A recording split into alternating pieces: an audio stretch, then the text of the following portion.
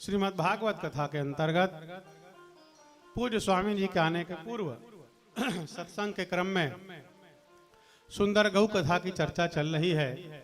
गौ माता के मंगल में चर्चा हम आप कर रहे हैं। गोतंत्र नामक जो ग्रंथ है उसमें माता पार्वती और भगवान शंकर का शिव जी का संवाद है। उस संवाद के माध्यम से गौ माता की उत्पत्ति कैसे हुई, क्यों हुई, गौ माता का स्वरूप क्या है, गौ माता के सेवा से क्या लाभ होता है, इसकी विशेष चर्चा गोतंत्र ग्रंथ में की गई है, जिसकी चर्चा हम आप कर रहे हैं। कल हमने प्रसंग में सुना कि जो गाय की सेवा करता है धर्मार्थ काम मोक्षाणाम साधनम सुखदम नृणाम, जो गौ सेवा करता है उसको धर्म अर्थ काम मोक्ष सब कुछ की प्राप्ति हो जाती। अस्मात् परतरम नास्ति सत्यम सत्यम महेश्वरी, भगवान शंकर कहते हैं ये बात सत्य है पार्वती कि जो गाय की सेवा करता है वो गौ की कृपा से सब कुछ पा लेता है। अतएव महेशानी गवाम पूजन पालनम सर्व सिद्धिकरम दुखहरम क्लेश विवर्जितम। भगवान शंकर कहते हैं हे पार्वती, अतएव महेशानी गवाम पूजन पालनम, जो गौ माता की पूजा करता है, जो गौ माता का पालन करता है, गोवंश का पालन करता है, सर्व सिद्धिकरम, उसको सभी प्रकार की सिद्धि मिलती है। दुखहरम, गौ माता उसके दुखों का हरण करती है। क्लेश विवर्जितम, उसके जीवन में जो कष्ट होता है, दुख होता है, क्लेश होता है, उसको गौ माता दूर कर देती है। बोलो यज्ञेश्वरी गौ माता की।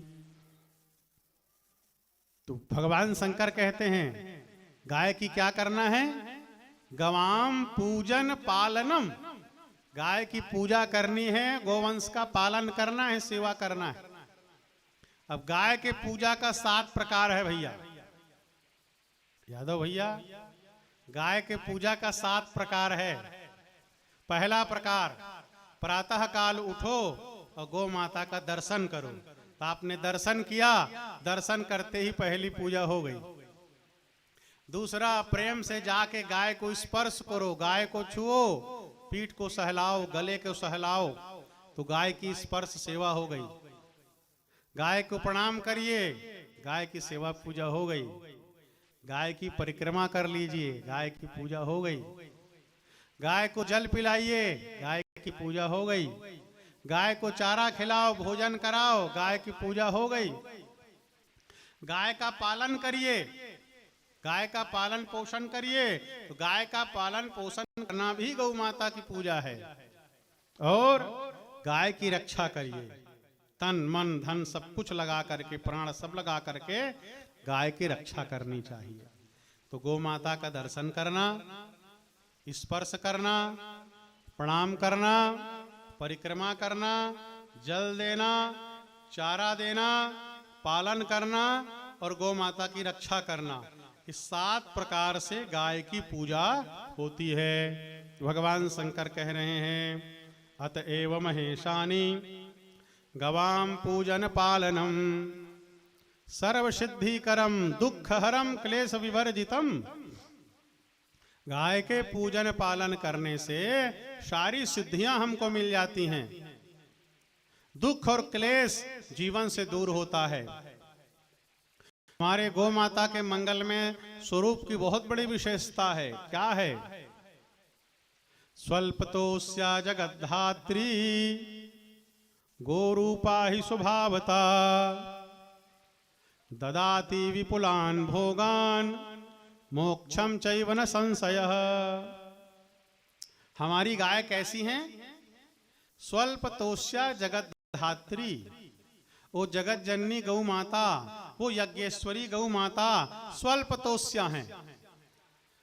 थोड़े से ही सेवा में प्रसन्न हो जाती हैं, थोड़े से सेवा पूजा में संतुष्ट हो जाती हैं।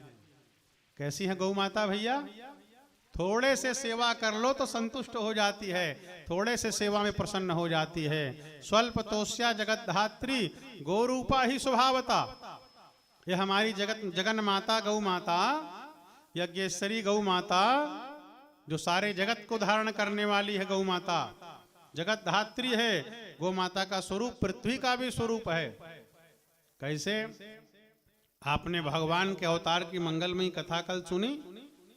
जब पृथ्वी में भूभार बढ़ता है, पाप बढ़ता है, अन्याय बढ़ता है, अत्याचार बढ़ता है, तभी धरती माता भगवान के पास जाती है प्रार्थना करने के लिए कि प्रभु धरती का भार बढ़ गया है, पापी बढ़ गए हैं, अत्याचारी बढ़ गए हैं, अवतार लेकर के धरती के भार को कम करिए।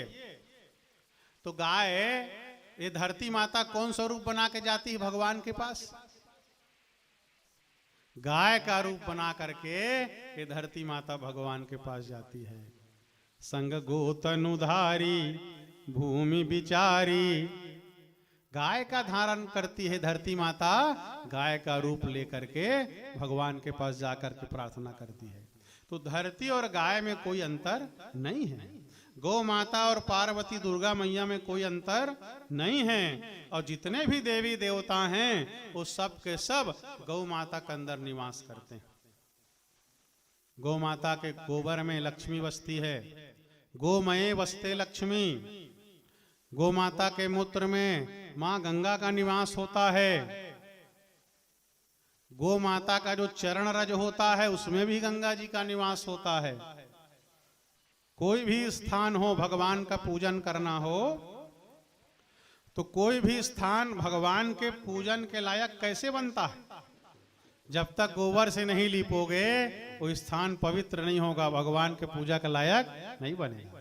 यज्ञ हो, पूजा हो, पाठ हो, अनुष्ठान हो, पहले हम भूमि को गाय के गोबर से लीपते हैं, और जब गाय के गोबर से लीपते हैं तब वो स्थान पूजा पाठ के लायक बनता है। बोलो गौ माता की जय हो। हम लोग यज्ञ कर रहे हैं।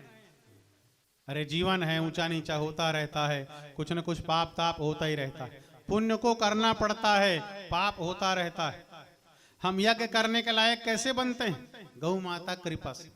पंचगव्य का सेवन करते हैं, गोमूत्र, गोबर, गाय का दूध, गाय का दही, गाय का घी, ये सब देसी गाय। काबर आजकल जर्सी आ गए, पहली सब देसी गाय रही से।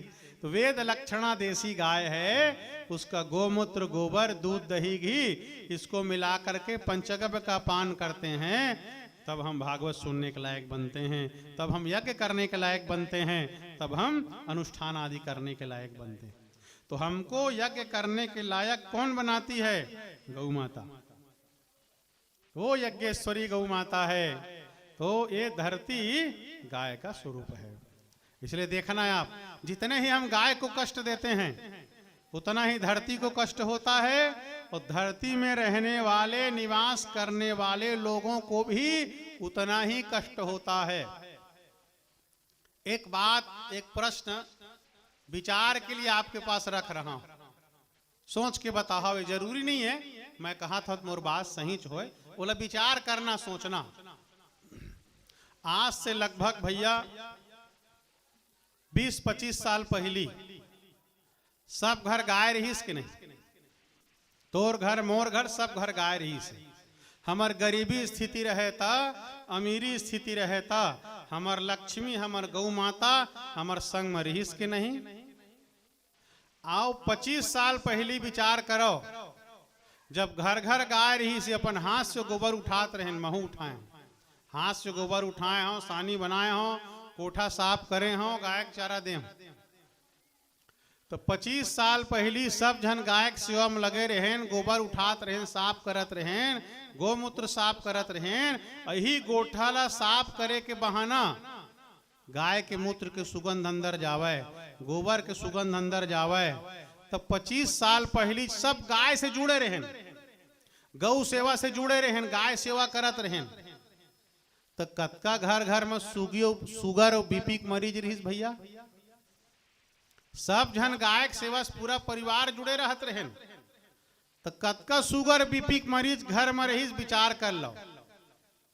बड़े आदि बीमारी कहें, शक्कर शुगर की बीमारी ला, बड़े आदमी बीमारी गा बड़े आदमी होते का है, और गाय ले छोड़ देन, गाय ले घर घर से निकाल देन, तो सब बड़े आदमी हो गए। घर घर शुगर और बीपी घुसर गए।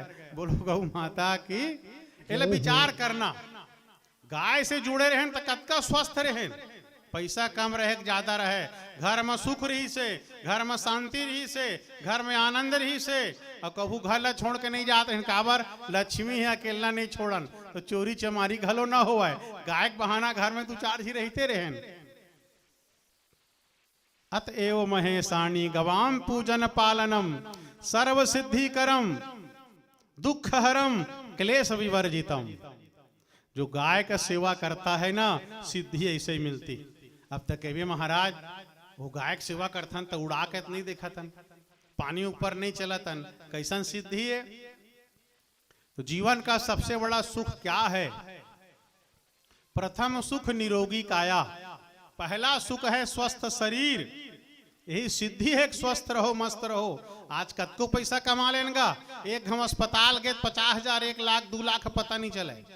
और थोड़ को बड़े बीमारी हो तो घर बेचाए के नौबत आ रही मध्यम वर्गीय गरीब आदमी के, काला इलाज करावे। पहला सुख निरोगी काया। जब गौ माता हम लोग के पास थी, हमारे साथ थी, गाय की सेवा करते थे, सब लगे हुए थे, अधिकांश आदमी स्वस्थ थे। ध्यान कर लो 20-25 साल पहले गाय साथ में थी तो स्वस्थ थे कि नहीं थे? ये तो सिद्धि है, स्वस्थ शरीर मस्त शरीर। आपस में परिवार का प्रेम था, एकता थी। सुंदर गाय के गोबर से घर को लिपते थे, और सुंदर चूल्हा में गाय के छेना और लकड़ी में भोजन बनता था। आज भी गजब के स्वाद हैगा। अब गैस उस हो गए तो खाए नहीं मिले, गाँव आवे भले कहू कहू मिल जाते, और गैस के खा खा गैसों की बीमारी बढ़ गएगा। बोल लखन सिया रामचंद्र। अतएव महेशानी गवाम पूजन पालनम सर्व सिद्धि करम दुख हरम क्लेश विवर्जितम। गाय के सेवा करते थे तो जो शरीर का दुख था, बीमारी थी, गाय खींच लेती थी। एक दिन डॉक्टर श्याम सुंदर पाराशर जी बता रहे थे कि जब हमारे पास जंगल बहुत था, प्रकृति थी, तो गाय अपने मालिक को सूंघती है। भैया गाय खिलावे छुबे ना तो गाय है सूंघ के जान लेते मोर मालिक ले कुछ तकलीफ थोड़ी है, का बीमारी है। तो गाय जब चरेल जाते जंगल में तो गाय है जानते का जड़ी बूटी का असर है। वो मालिक ला जन बीमारी है तो खर दवाई कैसे हो ही, वही जड़ी बूटी खाए काथे गाय है, और खर दूध पी के मालिक ठीक हो जाते। बोलो गौ माता की। सर्व सिद्धि करम दुख हरम क्लेश विवर्जितम। ये गौ माता की सेवा से सहज मिलता रहता है। हमारी माता कितना मेहनत करके पाल पोस के बड़े करती। 4-5 भाई हन, कभू बांट के सेवा करथन, कभू दाई दा एक जन सेवा करते। मगर जब आप जाके ना अपने माँ का प्रेम से प्रणाम कर लेते हो, जाके अपने माता पिता के पास 10 मिनट बैठ जाते हो, तो भले छोटे लड़का रहे बड़े रहे, छोटे मझला बड़े मझला, वो सेवा करत है, तो जाके प्रेम से अपन माँ पास बैठ जाथस, पाँव ला पर लेथस, थोड़ा हाथ पाँव दबा लेथस। हमारे दाई दा खुश हो जाती देख के अपन लड़का। अरे मिले तो आगे कम से कम हाल चाल तो बता दिस, अपन लड़का ला माँ बाप देख तो लिस। हमारे दाई दा थोड़ा में खुश हो जाते नहीं। वैसे ही जो गौ माता है हमारी माँ है, जगत जननी है। गावो विश्वस्य मातरः, ये संसार के माता है गौ माता है। स्वल्पतोस्य जगत धात्री। वो गाय थोड़े से सेवा से प्रसन्न हो जाती है। प्रेम से छू लो, पास में खड़े हो जाओ, गाय को सहला लो, और गाय से ही बात किया करो। मैं करता हूं, बात किया करो गाय से, बात किया करो भगवान से। ये मत सोचो भगवान ऐसे मूर्ति रूप में है, आप बात करने लग जाओगे भगवान भी आपसे बात करने लग जाएंगे। संसार से बहुत बात करथन गा, 5-10 मिनट भगवान पर भी निकालना चाहिए। अकेला में बैठ के भगवान से गोठियाना चाहिए, बातचीत करना चाहिए। घुसिया गए भगवान बर घुसिया जा, ऐसे मांगे रहे हो नहीं दे, अच्छा करे है धन्यवाद दे दे।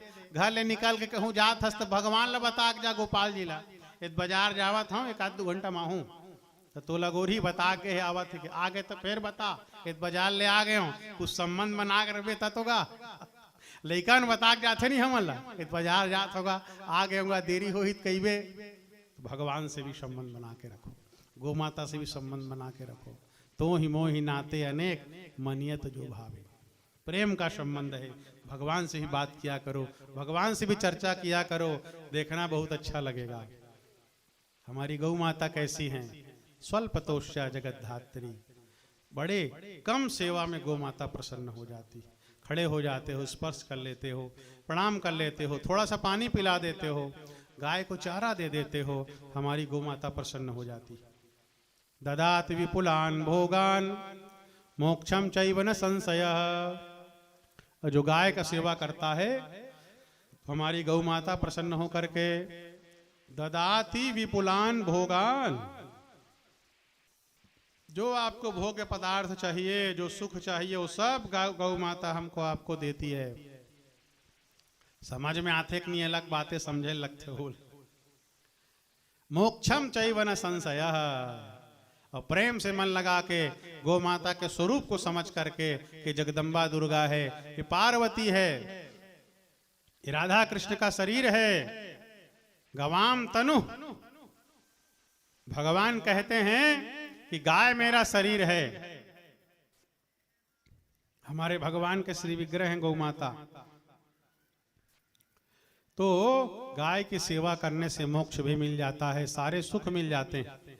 कल सत्यकाम और जावाला का प्रसंग आपने सुना कि नहीं, कि मोक्ष की पात्रता, योग्यता और ब्रह्म ज्ञान भी गौ माता की सेवा से सत्यकाम को मिल जाता है। अब तुम सोचो महाराज हम तो मोक्ष के लायक नहीं होयन, तो महू नहीं होय भैया, कथा उथा भले कहा था, मोक्ष बहुत बड़े चीजेगा। तो मोक्ष के पहले जो चीज चाहिए वो भी गौ माता देती है, उसका भी उदाहरण है। आओ थोड़ा भगवान का नाम ले लें, फिर गाय के और प्रसंग में चलेंगे। बोलो गौ माता की जय हो।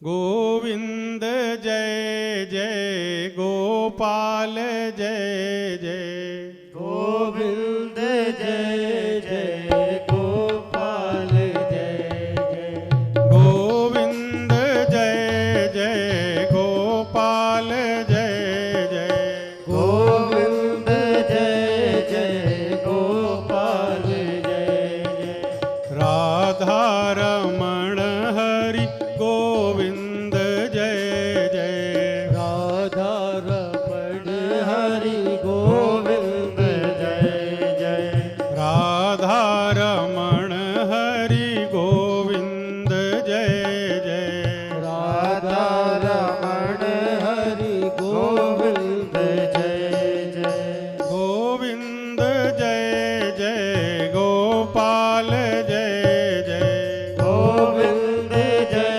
जय, गोपाल जय जय, गोविंद जय जय, गोपाल जय जय, गोविंद जय जय, गोपाल जय जय, राधा रमण हरि गोविंद जय जय, राधा रमण गोविंद जय जय, बोलिए यज्ञेश्वरी गौ माता की। जय हो। तो अब ये है, मान लो हम ज्ञान के लायक नहीं हैं, हमारा स्तर उतना नहीं है, तो हमारा जो स्तर है उस स्तर में गौ माता हमको सुख संपत्ति प्रदान करती है। राजा दिलीप का नाम आप लोगों ने सुना होगा। राजा दिलीप इतने प्रतापी राजा थे, चक्रवर्ती सम्राट। आजकल तो लोग एक प्रदेश के मुख्यमंत्री, एक देश के प्रधानमंत्री, उस समय तो राजा दिलीप आज के संबंध में पूरा विश्व समझ लीजिए, पूरा विश्व, उससे भी बड़ा क्षेत्र उसके चक्रवर्ती सम्राट थे राजा दिलीप। इतने प्रतापी थे, इतने महान योद्धा थे कि जब देवताओं को जरूरत पड़ता था तो सहायता के लिए राजा दिलीप को स्वर्ग में बुलाया जाता था। तो राजा दिलीप गए स्वर्ग, देवासुर संग्राम में देवताओं की सहायता की। देवताओं का सहयोग करने के बाद राजा दिलीप लौट करके आ रहे थे रथ में। तो बहुत दिन बाद घर जाओ तो थोड़ा घर जाके जल्दी रही थे, लकर लकर जल्दी घर पहुंच जाते हैं, बहुत दिन हो गए इसे के। तो बहुत दिन बाद राजा दिलीप लौट रहे थे, लौटने की त्वरा थी, जल्दी घर पहुंच जाऊं। तो वहीं कामधेनु गाय खड़ी थी। तो राजा दिलीप ने जल्दबाजी में कामधेनु गाय को प्रणाम नहीं किया, ना हाथ जोड़ा, न रथ से उतरे, न छुआ, न परिक्रमा की। वो जल्दबाजी में जल्दी घर जाना है करके राजा दिलीप ने कामधेनु को प्रणाम नहीं किया और सीधे अपने घर आ गए। जो अपने से बड़े हों, श्रेष्ठ हों, ज्येष्ठ हों, जो प्रणम्य हों, उनको प्रणाम जरूर करना चाहिए। आपका प्राणवायु ऊपर उठता है। पूज्य की पूजा करनी चाहिए, अपूज्य की पूजा नहीं करनी चाहिए। मतलब जो प्रणाम करने के लायक है उसको प्रणाम करो, और जो प्रणाम करने के लायक नहीं है उसको प्रणाम नहीं करना चाहिए। तो जो पूज्य है उसका पूजा करो। तो पूज्य के पूजा नहीं करोगे तो दोष लगता है, अपराध लगता है। और जेखर पूजा नहीं करना चाहिए, पूजा के लायक नहीं है, ओखर पूजा करबे तब वो अपराध लग जाए। तो जो पूज्य की पूजा नहीं करता या अपूज्य की पूजा करता है, दुर्भिक्षम मरणम भयम, 3 कष्ट होता है। दुर्भिक्ष ने अकाल पड़ता है, वहां मृत्यु होती है, और मन में भय विराजमान रहता है, डर लगा रहता है। इसलिए पूज्य की पूजा करनी चाहिए, अपूज्य की पूजा नहीं करनी चाहिए। तो गौ माता पूज्या है, सर्वथा पूजा करनी चाहिए। तो राजा दिलीप ने प्रणाम नहीं किया जल्दबाजी में। तो कामधेनु ने श्राप दे दिया कि राजा दिलीप तेरी संतान नहीं होगी, जब तक तू मेरे बेटी की आराधना नहीं करेगी तब तक कोई संतान होने वाली नहीं है। अब राजा अपने राजकाज में लग गए, बहुत समय हो गया, संतान की प्राप्ति नहीं हुई, पुत्र की प्राप्ति नहीं हुई। तो राजा परेशान हो गए, वंश कैसे चलेगा, पुत्र कैसे मिलेगा। तो अपने गुरु वशिष्ठ जी के पास गए, प्रणाम किए, पूछा महाराज संतान नहीं हो रही है। वशिष्ठ जी ने ध्यान लगा के देखा, कहा बेटा तूने कामधेनु गाय को प्रणाम नहीं किया है। कामधेनु गाय ने श्राप दे दिया है कि जब तक तू उसकी बेटी की सेवा नहीं करेगी गाय की संतान होने वाली नहीं है। तो कामधेनु की बेटी वशिष्ठ के पास थी, नंदिनी।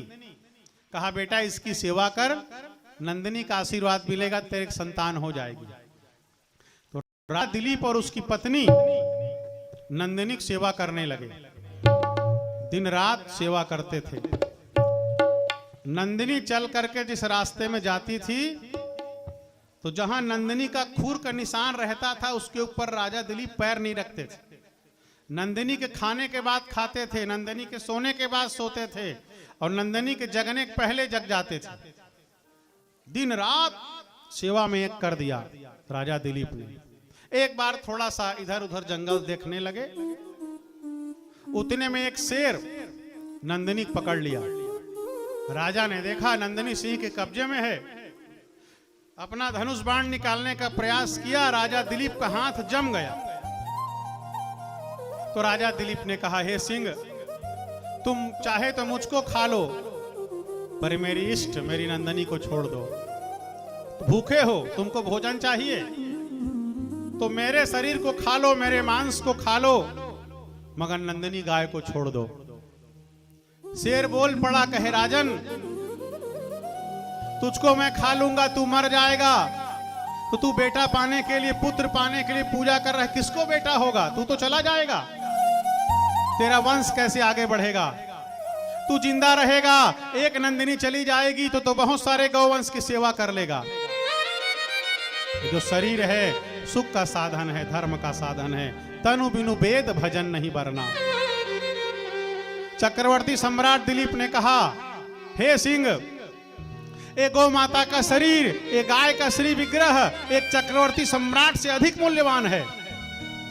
मैं चक्रवर्ती सम्राट हूं, राजा हूं, पर एक गाय का मूल्य, एक गाय की महिमा चक्रवर्ती सम्राट के शरीर से अधिक है। च्यवन ऋषि जब समुद्र के जल से निकले, मछुआरों ने पकड़ लिया, चमन ऋषि ने कहा मेरे हिसाब से मूल्य दीजिए। राजा ने कहा पूरा राज्य देता हूं। धीरे धीरे कहा मेरा मूल्य नहीं है। गोजात नाम के ऋषि ने कहा दूध पीती हुई सबस्सा गाय दीजिए। और जब दिया तब चमन ने कहा मुझसे भी अधिक मूल्य गौ माता का है। तो गौ माता की महिमा, एक गौ माता के शरीर की महिमा संत महात्मा के शरीर से भी अधिक है और चक्रवर्ती सम्राट से भी अधिक हमारे गौ माता की महिमा और मूल्य है। दिलीप ने कहा मुझको खा लो, नंदिनी को छोड़ दो। अपना सिर झुका लिया। थोड़े देर में सिर उठाते हैं तो शेर गायब था। नंदिनी ने कहा राजन मैंने तेरी परीक्षा ली, प्रसन्न हो गई हूं, जा बेटा तेरा पुत्र होगा। कहा मेरा दूध पी ले। दिलीप ने कहा नहीं मां, आपके दूध में पहला अधिकार आपके बछड़े का है, दूसरा अधिकार मेरे गुरु का है। दोनों के पीने के बाद दूध बचेगा तब मैं पीऊंगा। नंदिनी प्रसन्न हो गई। कहा बेटा तू धर्मवान है, तू न्यायवान है, तेरे को मालूम है न्याय कैसे करना चाहिए। उस नंदिनी का फिर राजा दिलीप ने दूध पिया, सुंदर पुत्र हुआ।